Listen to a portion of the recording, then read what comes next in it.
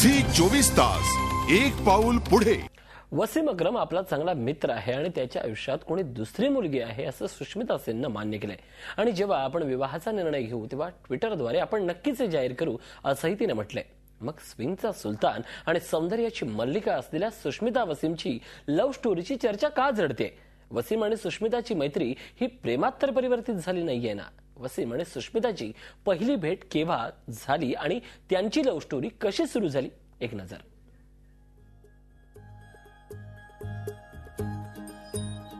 सुष्मिता सेन आणि वसीम अक्रमची पहिली भेट एका रियालिटी शो दरम्यान झाली होती असं अनेकांना वाटतं। मात्र 9 वर्षांपूर्वी सुष्मिता वसीमची लव्ह स्टोरी सुरू झाली।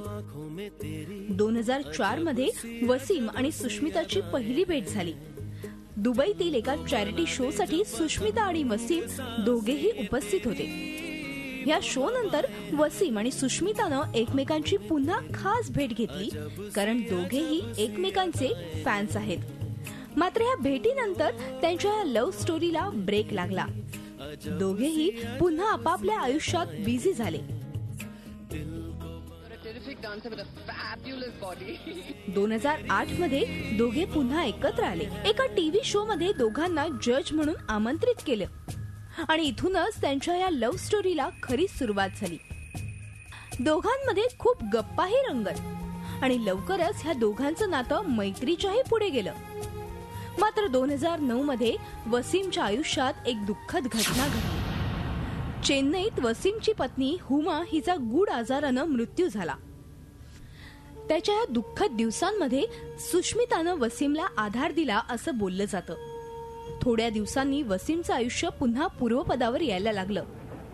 IPL आणि कॉमेंट्रीसाठी वसीमचं भारतात वारंवार येणं सुरू झालं आणि ह्याच दरम्यान मुंबईतील अनेक कार्यक्रमांमध्ये वसीम सुष्मिता सोबत दिसत होता।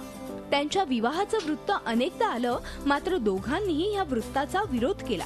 या दरम्यान सुष्मिताचं नाव अनेकांशी जोडलं गेलं। कधी विक्रम भट्ट बरोबरील तिच्या रोमांसच्या चर्चा झडल्या, तर कधी रणदीप हुडा सोबत असलेलं तिचं अफेअर समोर आलं। ह्याच वेळी वसीम अक्रम कराचीत एका ऑस्ट्रेलियन मॉडेल बरोबर राहत असल्याचीही चर्चा होती।